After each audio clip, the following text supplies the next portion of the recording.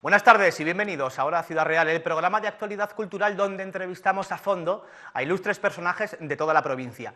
Nuestro invitado de hoy es periodista, es licenciado en Magisterio, director del Boletín Oficial de la Provincia, director del Servicio de Publicaciones de la Diputación Provincial y, ante todo, uno de los mejores poetas de su generación. Les estoy hablando de don Manuel Muñoz Moreno. Don Manuel, muy buenas tardes y gracias por acompañarnos. Buenas tardes, gracias a vosotros. ¿El poeta es un filósofo de segunda categoría o el filósofo es un poeta que ha desertado? Yo creo que son dos campos totalmente distintos. Sí te puedo decir que el poeta comienza a jugar con las palabras y cuando descubre que las palabras lo trascienden, cuando descubre que la palabra tiene mayor valor que incluso el que él pueda darle, busca al filósofo para terminar de llenarlas de contenido. Pero son campos totalmente distintos. Don Manuel, ¿la poesía es hija de la inspiración o del trabajo? Bueno, en principio se cree que es inspiración, que todo es inspiración, pero al final necesitas trabajar, y trabajar esa palabra que se te escapa.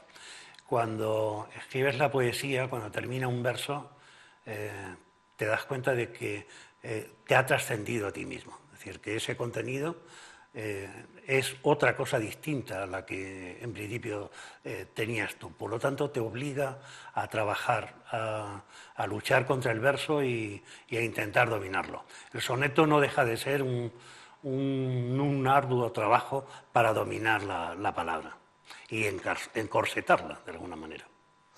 Nació usted en Argamasilla de Calatrava, en los años 50, en un contexto histórico quizá marcado un poco por la posguerra. ¿Cómo afectaron estos acontecimientos en su vida? Nacer en un pueblo, me refiero, en aquella época. Bueno, el nacer en el pueblo es que tienes prácticamente delimitados los campos y te dicen, usted va a ser gañán y no te puedes mover de ese campo. Es decir, ¿por qué en un momento determinado se rompe esa dinámica y buscas nuevos horizontes? Pues a veces son las casualidades, ¿no? Es decir, el haber encontrado un mundo más cercano con ciertas inquietudes. Y a partir de ese momento sale toda tu potencial como una especie de torrente de verano un poco desbocado. Luego lo tienes que ir limando o conduciéndolo. ¿Cuándo nace en usted la pasión por la poesía? Pues bastante temprano, bastante joven. Prácticamente el primer premio tendría unos 14 o 15 años, de la caja de ahorros de Ronda, que entonces estaba. Y me dieron una especie de monumento de las casas colgadas, que creo que se habrá perdido por ella. Y una copa enorme, una copa de oro, donde ponía ahorros. Y a raíz de ahí, con 15 años comienzo a estudiar magisterio y lo que hago es ahondar en el proceso de la poesía. Alguien dijo, don Manuel, que los poetas son hombres que han conservado sus ojos de niño. ¿Qué recuerdos guarda usted de su infancia? Bueno, prácticamente la infancia para el poeta supone digamos que un chorro de inspiración. Es decir, la infancia es esencial. Entonces los recuerdos que guardo están relacionados fundamentalmente con el campo, con la luz, con el sol asolando los rastrojos. Es decir, esa potencia que genera esa luz es lo que recuerdo más del proceso de la infancia. Y todo lo que rodea a ese campo, a esa zona rural. ¿Cómo recuerda usted a sus padres, a Manolo y a Miguela? Bueno, pues son dos caracteres totalmente distintos. Miguela es una persona con un poder intelectual muy grande. Mi padre lo mismo, pero mucho más centrado en una tradición, ¿no? Pero de uno aprendí que la palabra era prácticamente la ley, no existían contratos. La palabra y el estrechar la mano era fundamental, era lo que hacía que un hombre, el mantener su palabra, era lo que hacía un hombre hombre. Vamos, mientras que la inquietud por romper todas ese tipo de barreras, es decir, un poco en plan feminista, sería mi madre, la Miguela. ¿Qué opinaban ellos de sus inclinaciones artísticas, don Manuel? Bueno, en principio no pensaban que yo fuera a estudiar, es decir, yo empecé a entrar en el mundo de los estudios presionado por los profesores. A los 8 años recuerdo que me pasaron al último curso de la enseñanza, entonces, que duraba 12 años, y estaba ya con los 12 años. Y quiero recordar que me hicieron una pregunta en la clase, que dijera una palabra esdrújula, y a mí, como era el último, un chico de 8 años y los otros ya tenían 11, 12 años, me sentaron al final, y cuando llegó a mí, pues dije ingenuamente la palabra esdrújula, y a la salida, además me acuerdo de la palabra, búfalo, y a la salida al recreo, pues mi madre me había puesto, entonces todavía pantalón corto y esas cosas, y había un barro rojo. Total, que me dieron una buena zumba de palos y revolcones por el barro, y luego cuando llegué a casa mi madre también se quitó, entonces se utilizaba mucho la zapatilla, y también recibí azotes por ir manchado de barro. Así es que no volví a destacar yo más en el colegio. Dije, bueno, que los mayores tiraran para adelante, pero yo me quedé totalmente callado. Don Manuel, ¿a quién le dedicó usted su primer poema? Si lo recuerda. Bueno, cuando entras en la adolescencia, yo creo que los primeros poemas siempre están... bueno, el primero de todos, quizás con el que me presenté al premio, estaba dedicado un poco al ambiente en el que me estaba moviendo, es decir, en el pueblo, el ambiente agrícola. Pero luego, inmediatamente, las hormonas comienzan a funcionar y los poemas salen del alma hacia las compañeras o las chicas con las que te relacionas. Estudia usted magisterio aquí en Ciudad Real, luego se traslada usted a Madrid a ejercer, ¿verdad? Pero a ejercer como profesor. ¿Qué le aportó a usted toda aquella experiencia? De Madrid, bueno. La experiencia de la docencia, me refiero, al magisterio. Sí, me encantaba, la verdad es que me encantaba. Y además tenía ya espíritu pensaba que es la época en la que nos creemos tigres y que podemos salvar al mundo, y de hecho yo empecé y lo elegí en las prácticas, irme a dar las primeras clases en el barrio de San Antón, de aquí de Ciudad Real, un barrio bastante pobre, pues, estaba entre gente con muy poco poder adquisitivo, y además estaban los gitanos y demás. Pero me acuerdo que cuando me despedí de ellos, lo poco que tenían me llevaron paquetes entonces eran celtas, y me llevaban para despedirse de mí, paquetes de lo contentos que estaban. La verdad es que la enseñanza me gustó. El irme a Madrid fue ya otra cosa. Da usted sus primeros pasos allá por los años 70 en la revista, quiero recordar, Poesía Hispánica. ¿Cuál era su objetivo en aquel entonces, cuando usted escribía o colaboraba con estas publicaciones? No, en ese momento ya estaba en la facultad. Yo ya me empezaba a plantear el publicar en Poesía Hispánica. Era como un aliciente para adentrarte en ese mundo. Empezar a conocer a los primeros poetas, a Félix Grande, a Martos. Y entonces veía que podía estar a esa altura, y uno de los sueños hubiera sido dedicarme exclusivamente a escribir, pero eso es imposible, y empiezan las primeras dudas, las dudas filosóficas sobre si la vanidad es importante o publicar es un resultado de esa vanidad. y eso me retiene mucho. Es decir, yo en esos momentos me siento muy generoso y desde luego de lo que huyo es de la vanidad. Y rechazo la posibilidad de la publicación durante muchísimos años. El Manchego, Puerto Llano, Mancha, son publicaciones en las que usted trabajó o dirigió incluso durante los años 80. ¿Cómo fue aquella época para usted? Bueno, pues es volver, después de estar en Madrid, termino periodismo y volver a Ciudad Real y encontrarme todavía una capital anquilosada, muy controlada por un capital caciquil, y donde se creó el primer semanario que rompía un poco la dinámica del Lanza, de la hoja del lunes que se publicaba en esos momentos, pero que no gustaba la fuerza viva de aquel entonces. Me acuerdo que incluso hubo un pequeño complot entre de los directores o el presidente de la Caja Rural y de los concesionarios de Talgo, lo que ahora sería SEA y demás, por comprar la cabecera y que se siguiera editando pero bajo su control. Eso sí, me dijeron que respetaban mi dirección y que iban a respetar también la línea editorial. Yo sabía que aquello iba a ser imposible y en el Consejo de Administración que tuvimos se rechazó esa posibilidad de que la cabecera está todavía a nombre de la Sociedad del Manchego. Jefe de gabinete de prensa del Ayuntamiento de Puerto Llano, jefe de prensa de la Diputación Provincial, maestro, periodista, poeta, director de diversas publicaciones, pero ¿dónde se encuentra usted más cómodo de todos estos campos, don Manuel? Bueno, ya prácticamente estoy en un periodo de pasar época y donde me encuentro más a gusto es escribiendo y leyendo. Hábleme ahora de Begoña, de su mujer. ¿Qué ha supuesto en su vida una mujer como ella?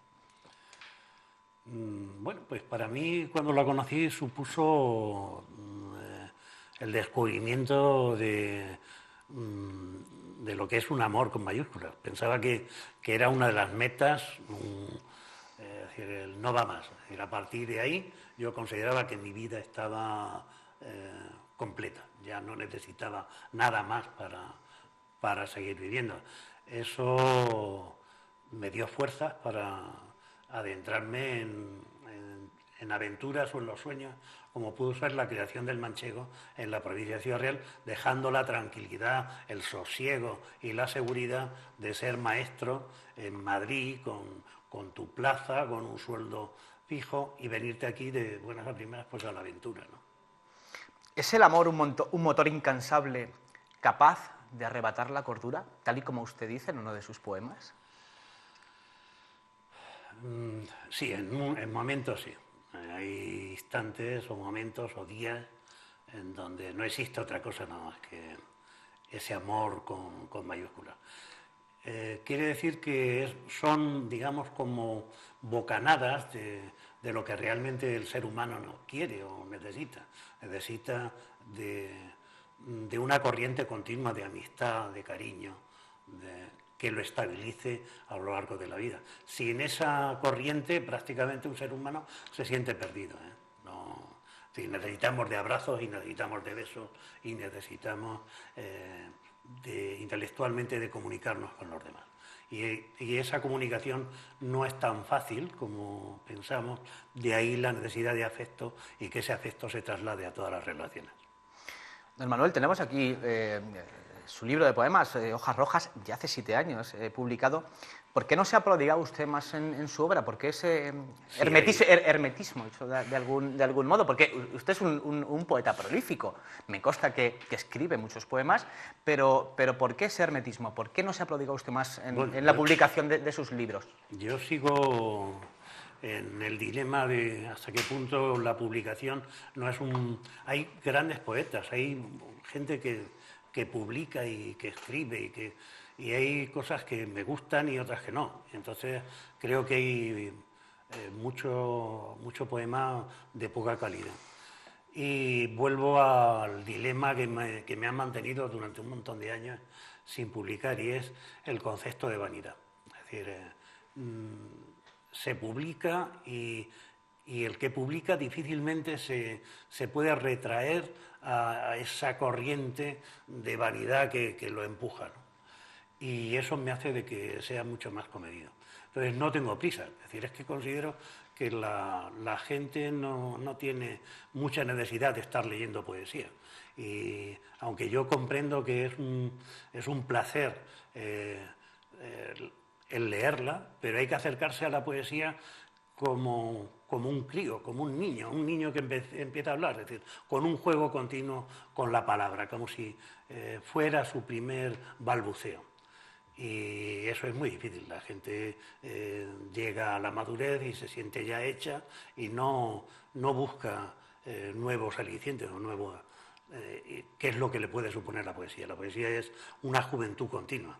Entonces, me retrae que existe toda una gran cantidad y que se lee poco y que tampoco merece la pena. Quiere decir que no hay mucho interés. Entonces digo, bueno, pues ahí está. Hay libros que están pendientes de ver la luz y que seguramente me animaré a hacerlo si encuentro un proceso editorial que me sea de agrado. Hablábamos de su libro de Hojas Rojas, que lo tenemos aquí, que se publica ya hace casi 7 años, que es un dechado de virtudes poéticas, es casi puro simbolismo, pero ¿de dónde le viene la inspiración a Manolo Muñoz? Bueno, hay muchos elementos, es decir, hay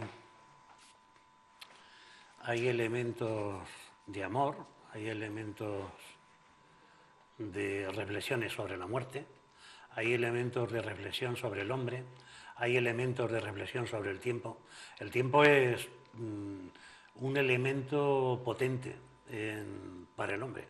El que veas transcurrir los días y que sepas que tienen un final concreto, puede ser hasta desesperante. Entonces, la poesía creo que encuentra elementos que apacigüen ese desasosiego, ¿no? Sin necesidad de tener que buscar la trascendencia a través de un ser superior, ¿no? El disfrutar, la inspiración, el disfrutar de una pequeña cosa, de una hoja, disfrutar de un insecto, disfrutar del vuelo de un pájaro y ver que son cosas efímeras y que no les pasa nada, es decir, y que los ves que son plenos en toda su realización, pues ayuda. Y que el poema refleje lo profundo de ese fenómeno vital, pues es lo que llena las páginas del libro de Hojas Rojas. Don Manuel, ¿por qué este título? ¿Por qué Hojas Rojas? Bueno, porque era el otoño, en realidad viene a representar el otoño, viene a representar una época que considero de las más ricas dentro de la vida humana. Es decir, la primavera la podemos situar entre la adolescencia y la juventud, el verano está entre plena madurez y cuando esa madurez empieza a dar, digamos, los frutos más sabrosos, los más ricos quizás como la uva, pues es el otoño. Y utilizar la similitud de Rojas porque en la mayoría de las enredaderas y de muchos árboles el poema que da lugar al título es de un manzano, pero del manzano silvestre, es decir, que mantiene la hoja roja durante mucho tiempo y es un rojo muy intenso, mucho más que el de la hiedra o el de... Y es por eso, fundamentalmente por fijarme en esa época, que además, en el caso de los paisajes, genera una amalgama para los pintores, una amalgama de colores más ricos que los que pueda tener la primavera, o más que el invierno, por supuesto, más que el verano. Seguimos hablando de simbolismo, evidentemente, ¿no? Al asemejar el otoño al título del libro. Don Manuel, de usted han dicho, tengo que leerlo, que tiene una mirada grande, consecuencia de unos ojos tan abiertos que no pueden ocultar el secreto de sus estancias. ¿Dónde yace el secreto de Manuel Muñoz para fabricar una poesía tan íntima como la suya? Bueno, pues posiblemente en la timidez. Es decir, yo rehuyo es la timidez, a secas, es decir, yo era incapaz de ver al principio, de poder interrelacionarme a veces con las mujeres, en la adolescencia. Pero además es que he rehuido siempre cualquier contacto con grandes masas, con el bullicio y demás, es decir, me retraigo. Entonces, la timidez, el retraimiento, ha sido lo que me ha llevado a disfrutar de mi propio pensamiento, ¿no? No es que esté enamorado de mi propio pensamiento, pero que me gusta poder llegar a algún punto más allá. Es decir, surge una idea y digo, ¿y qué hay más allá un poco? Y intento profundizar. Y bueno, al final, don Manuel, ¿para cuándo el próximo libro? ¿Para cuándo un próximo poemario? Pues no lo sé, yo esperaba este año. Yo creo que este año sí lo podrá ver, o será posible verlo al final, en el otoño también. ¿Qué le da a usted la poesía frente a la narrativa?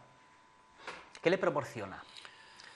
Bueno, la poesía es la capacidad de condensar. Y cuando tienes una idea, como empiezan a surgir muchos ramales, para no divagarte, te centras en la poesía. Y lo que da la poesía es que la palabra, una vez que empiezan a surgir esas ideas, la palabra se independiza y entonces te sorprende. Es decir, la palabra en el poema sorprende. Mientras que en la narración, la palabra la controlas. Es decir, la controlas con la frase, con la construcción de la frase, que la puedes retocar o ampliar, y la construcción del párrafo. Pero también la narración puede encerrar, es decir, te puede permitir desarrollar algún lirismo que de otra manera, quizás en la poesía, se quede muy encorsetado. ¿Cuál cree usted que es la meta que debe alcanzar este arte de la poesía? ¿O cómo concibe usted la poesía? Me refiero como finalidad. ¿Cuál debe ser la finalidad de la poesía bajo su punto de vista? ¿Sorprender? No, creo que lo he dicho al principio. Es decir, es hacer a la persona un joven permanente. Es decir, y además un joven permanente que esté a gusto con su propia vida. Es decir, es una manera de asumir que somos unos seres con un tiempo finito y que además puede gozar tranquilamente. Pero yo creo que puede ser el objetivo también de la música. Pero vamos, la poesía lo que hace es jugar y iniciar ese juego, y el juego siempre es juventud. El que goza, el que disfruta, soy tanto yo como mis televidentes. Por eso nos vamos a ir un momentito a publicidad y enseguida continuamos con nuestro ilustre invitado de hoy, don Manuel Muñoz Moreno. No se muevan.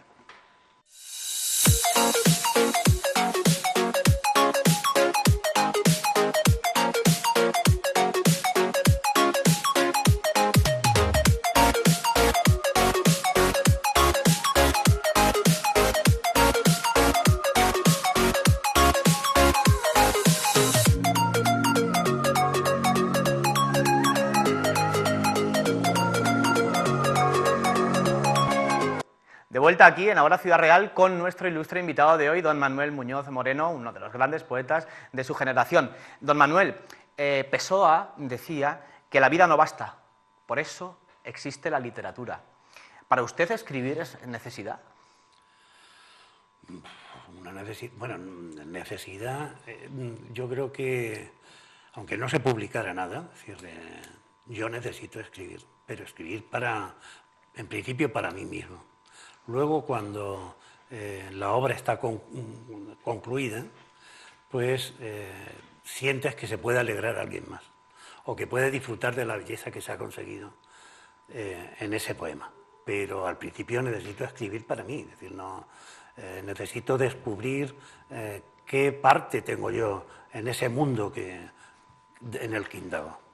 Antes de que se nos olvide, recordamos la Asociación de Escritores de Castilla-La Mancha, a la que nuestro invitado de hoy, don Manuel Muñoz Moreno, pertenece, presentará en junio en la Feria del Libro de Madrid, el 20 y tantos de junio, más o menos, viajes y viajeros por Castilla-La Mancha. Y nuestro invitado de hoy, don Manuel Muñoz, creo que tiene uno de los relatos es suyo, ¿verdad? Sí, ahí digamos que se lo debía un poco.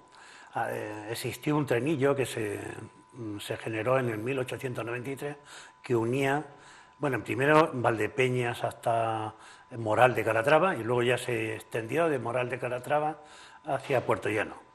Y las velocidades no eran grandes. Decía la gente que iba a montar en el trenillo, se bajaba, se cogía un racimo de uvas, salía corriendo y alcanzaba el trenillo. Es decir, que no debíamos superar los 20 kilómetros, los 30. Pero tienen, entre la gente, tiene mucha aceptación. Incluso hay asociaciones de amigos del ferrocarril, de este ferrocarril, en Valdepeñas y en Moral. Argamasilla lo recuerdan muchísimo. Y ocurrió un hecho real que me llegó, que me contaron, que fue un viaje de novios que se hizo desde Argamasilla al mismo Valdepeñas. Y claro, lo que transcurrió, es decir, qué ocurría en ese viaje de novios en la época del año 53, pues entre un matrimonio con todos los condicionamientos de aquella época, a nivel católico, de dogmas y demás, ¿no? Y es lo que relato. La verdad es que creo que gustará porque además de relatar cómo se llamaban las máquinas, me parece que una de ellas se llama Calatrava, bueno, había dos, Calatrava 1 y luego Calatrava 2, por los lugares que pasaba. Ahora son lugares que han alambrado, con lo cual, para la desesperación de aquellos que lo recuerdan y que quieren ir andando, pues se encuentran un montón de obstáculos, pero solo en una población, curiosamente, que es Argamasilla de Calatrava. En el resto eso está diáfano y se puede circular, ¿no? Pero en Argamasilla de Calatrava está vallado de forma legal, me refiero, es decir, ¿es lícito? Sí, pregunté y me dijeron, no, es que eso lo han comprado. Bueno, yo no sé si se puede comprar una vía. ¿Se pueden comprar las vías? Yo no creo, pero bueno, el caso es que alguien les ha dado permiso para vallar y lo ha cortado. Nos informaremos y nos enteraremos de qué ha pasado con esto del tren. Más adelante les contaremos. Don Manuel, usted me dijo una vez que siempre prefiere las noches para escribir, o que prefería las noches para escribir. ¿Cómo es ese proceso suyo de escritura? No, las noches, no, las madrugadas. Las madrugadas, sí, perdón, las madrugadas. Las madrugadas. Las noches yo soy más bien de casi de ave de corral, es decir, me acuesto con la puesta del sol. Pero antes de que amanezca, a mí me encantan los amaneceres. Hombre, también el atardecer es precioso, pero me encantan más los amaneceres. Entonces, antes de que amanezca, yo ya estoy en pie. Y es el momento de la madrugada el que yo aprovecho para escribir. Es, digamos, como un descubrimiento continuo de la vida que nace. Yo me deprimo a partir de la tarde, me entra ya la depresión y lo que hago es desaparecer del sitio a la espera de un nuevo amanecer, un nuevo día. Sigue siendo simbolismo. También está usted escrito que tenemos aquí unos cuantos libros al grupo Oretania de poetas, donde cada año, además de estas pequeñas publicaciones, eligen un tema único para dedicarle a ese año. Dios, la palabra, la risa, el vino, el amor, pero a lo que voy, ¿en qué nivel o a qué nivel cree que se encuentra la poesía en esta provincia? ¿Habida cuenta de todos estos fantásticos libros que tenemos aquí hoy? Pues hay un nivel muy alto y hay poetas que trabajan el verso con una perfección digna de admiración. Y además de trabajar ese verso, hay gente con una capacidad creativa enorme, con lo cual, hombre, estamos muchísimos. Es decir, no sé si en la última antología han aparecido unos 70 poetas. ¿Quiere decir que todos se merecerán? Pues yo creo que sí, que un puesto sí se merecen. Pero no todos tendrán una trascendencia ante el lector. Por eso, como no sabe si quién realmente de todos ellos va a trascender, no sé hasta qué punto ese afán por la publicación es importante. Yo creo que tienes que dejar que el poema madure, dejar que fluya por las corrientes o por los caminos que le corresponda transitar, y seguramente, si tienes suerte, pues lo mismo tiene una lectura grande, y si no, pues bueno, con que te conozca tu mujer y tus hijas, pues yo creo que es suficiente, ¿no? Y que te conozcas tú, claro. Le voy a decir un nombre y quiero que me diga qué le sugiere. Argamasilla de Calatrava. Pues son mis raíces. Yo he querido volver allí. Yo estoy viviendo allí, pero porque quiero identificarme más profundamente con lo que es un pueblo. El volver a las raíces es quizás retrotraerte a los recuerdos más entrañables, retrotraerte a la infancia, descubrir qué de verdad había en esos primeros pasos y que te han llevado a ser una persona adulta con unas fobias, unas emociones, unos sentimientos o una inteligencia determinada, ¿no? Y eso es lo que disfruto de la zona de Argamasilla, de mi pueblo de Argamasilla.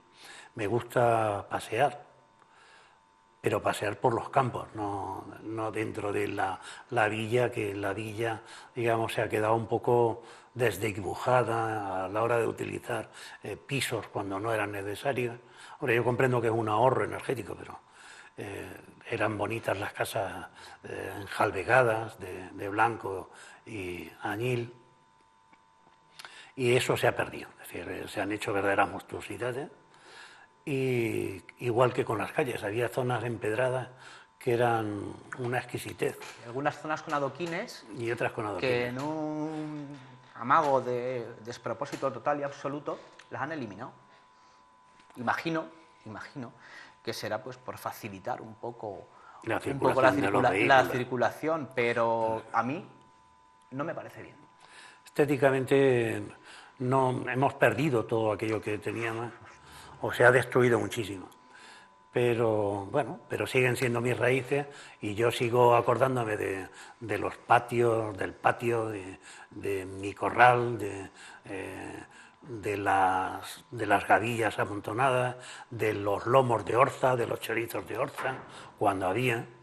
Pues había otras temporadas que las cosas estaban... Y de hecho no se podía tomar un chorizo o un lomo de orza en aceite, nada más que en determinados momentos del verano. Y sí trabajabas en la recolección de la miel o del grano. Si no, estaba vetado. Es decir, las mujeres, pues no sé, me imagino lo harían escondidas, pero no se tomaban eso. Eso estaba exclusivamente para el trabajo más forzado, ¿no?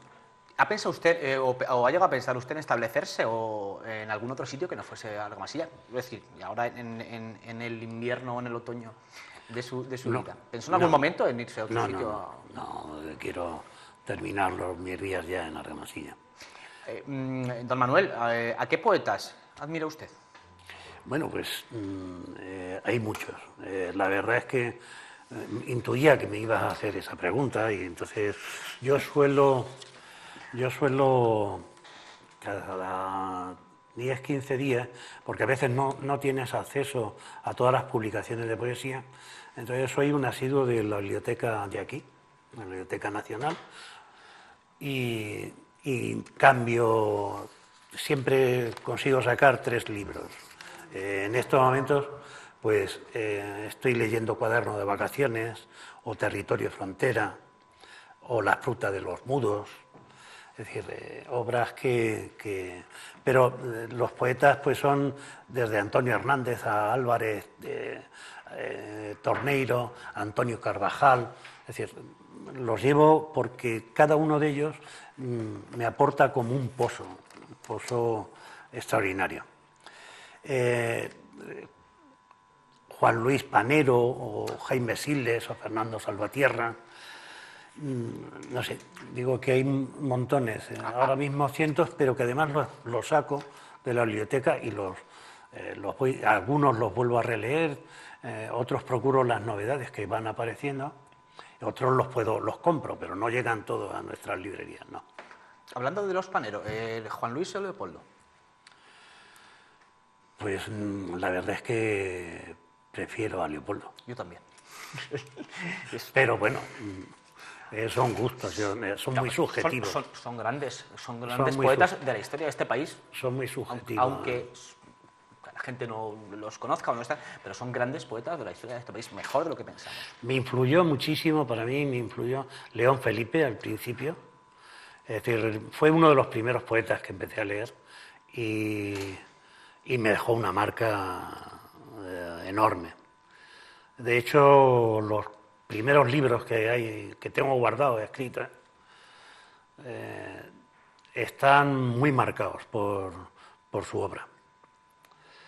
Y a lo largo de los años, Félix Grande también lo conocí en Madrid y también me influyó. Él ya era todo un poeta y yo tendría entonces 20 años, 21 cuando lo conocí. Es decir, han sido dos hitos en el comienzo de la poesía, para mí. Vamos. Cambiando un poco de tema, don Manuel, tiene usted dos hijas, es usted padre de dos hijas. ¿Qué consejo les daría a sus hijas ante la vida, si tuviera que darle un solo consejo? Pues que, hombre, el miedo es muy difícil de quitar, pero que se arriesgaran a vivir, que no tuvieran miedo por vivir, que se arriesgaran a realizar sus sueños sin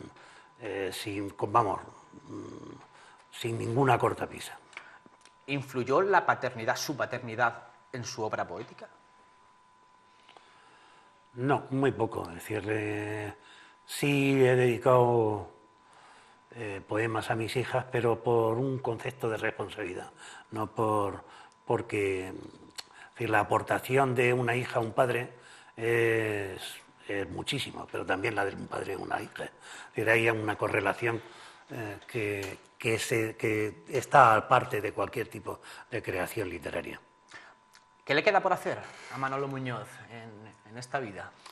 Pues hombre, terminar de disfrutar de la compañía de mi compañera, que espero que duremos juntos mucho tiempo, porque parece que vamos a vivir toda la vida, pero esto se acaba. Y hay momentos que se hacen cada vez más entrañables, a medida que pasan todas las turbulencias de la crianza de los hijos y de las pasiones necesarias del cuerpo, pues hay otros instantes que son tan llenos de una belleza tremenda. ¿De qué se arrepiente usted? ¿De qué se arrepiente Manolo Muñoz? ¿Se arrepiente usted de algo? No, bueno, quizá de...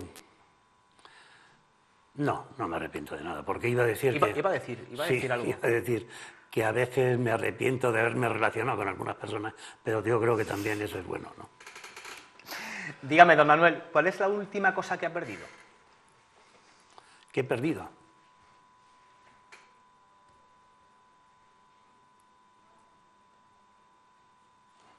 Pues no lo sé. No suelo... bueno, bien. He perdido, sí. Hay una cosa que he perdido y ha sido la inocencia política. Explíqueme eso. Sí, desde siempre me he sentido una persona comprometida dentro de un área progresista. Pero cuando se imponen las personalidades o las personas o el egoísmo de las personas por encima de los objetivos de las ideas, te sientes desilusionado. Vamos, un poco es cuando se pierde la inocencia. Cuando te das cuenta de que muchas fuerzas políticas pierden el cariño de la gente o el apoyo de la gente porque están inmersas en manos de los egoísmos de las personas que ansían el poder y manejar y controlar el poder por encima de todo, más que las ideas por las que deberían estar luchando, ¿no? Eso me ha supuesto un disgusto, pero es la pérdida de la inocencia. ¿Está usted desencantado con la situación política actual? Bastante. No tenemos políticos con con una dimensión de generosidad, aparte de las ideas de los proyectos que puedan llevar a ejecutar, una generosidad por llevarlas adelante sin poner obstáculos, es decir, sin poner limitaciones, es decir, intentando abarcar que todo el mundo se incorpore a esos proyectos. Falta esa visión. Don Manuel, ¿en qué época le hubiese gustado vivir? No, en la mía no me ha gustado esta época. Si acaso siempre pienso un poco en el futuro, pero no estoy desencantado de esta. ¿Y a qué personaje le hubiese gustado conocer? Pues yo creo que he conocido a los que tenía que conocer, no necesito conocer a nadie más. Una ciudad donde perderse. Me gusta el norte. Una ciudad, para mí, donde perderse no tiene que ser muy grande. Me gusta fundamentalmente, por ejemplo, Gijón. Es una ciudad muy bonita, preciosa. Una ciudad muy bonita. Pero también me puedo perder en un pueblecito pequeño. No necesito... Las montañas me atraen más que... Es decir, me traen más el campo, las montañas, que las zonas habitadas.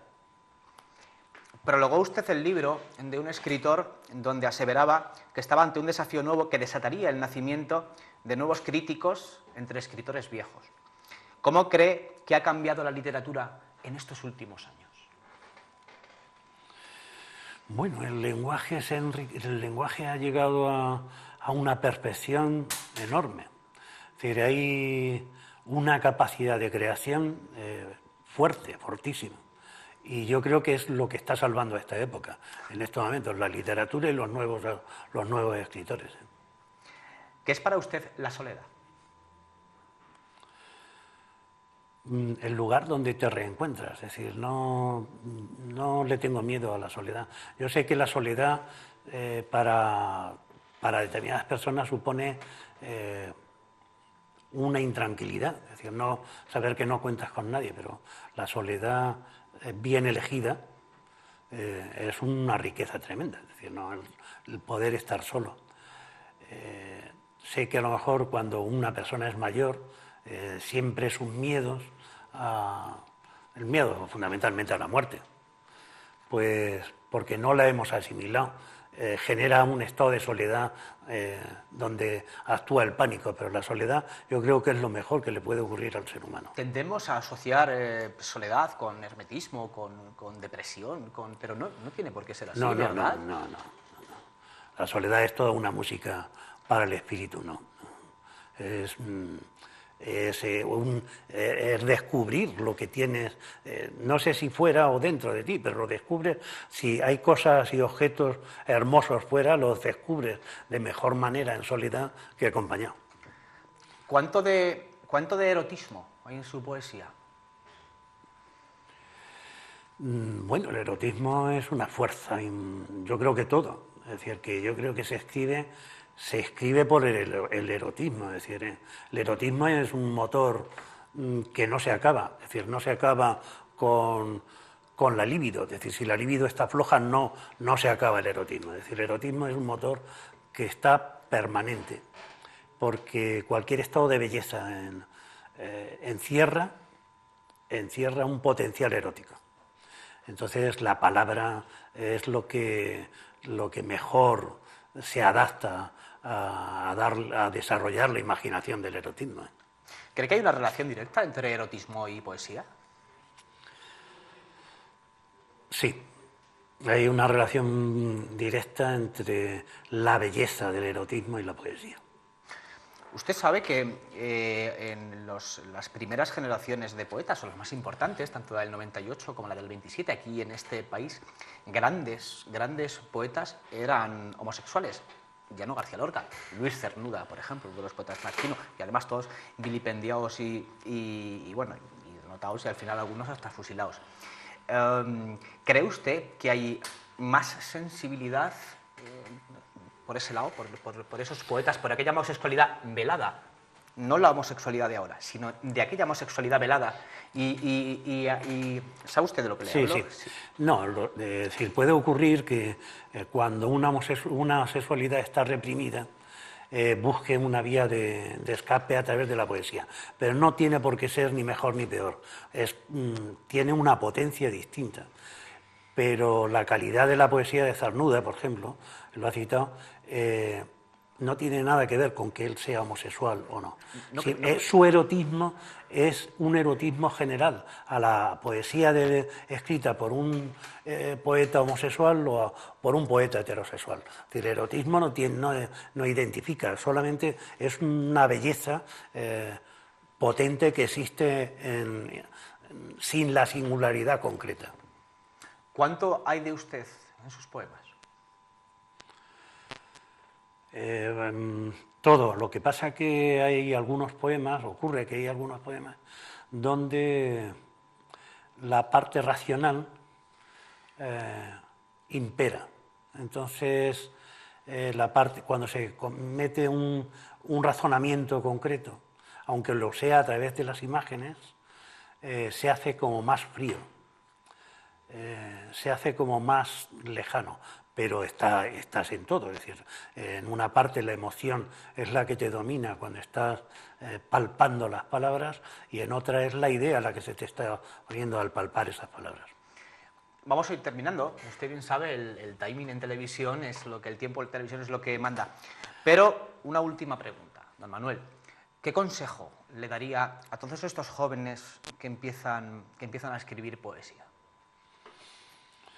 Que escriban todo lo que puedan, pero sobre todo que comiencen a leer de una forma sistemática toda la poesía que puedan de alta calidad y que no desechen en ningún momento, aunque parezca que están de más, porque ahora estamos hablando de la poesía en 3 dimensiones, de la poesía que se mezcla con la música o con la pintura, es decir, con nuevos campos de la poesía, pero que no descarten la posibilidad del ejercicio con el soneto, por ejemplo, o con la redondilla, simplemente para que comprueben que una idea sometida a través de un soneto, cuando terminas de escribirlo, te das cuenta de que esa misma palabra también ha buscado ya, la palabra que está dentro del soneto, ha buscado alguna esquina por la que escabullirse y conseguir otro significado o un segundo significado que en principio tú no habías previsto.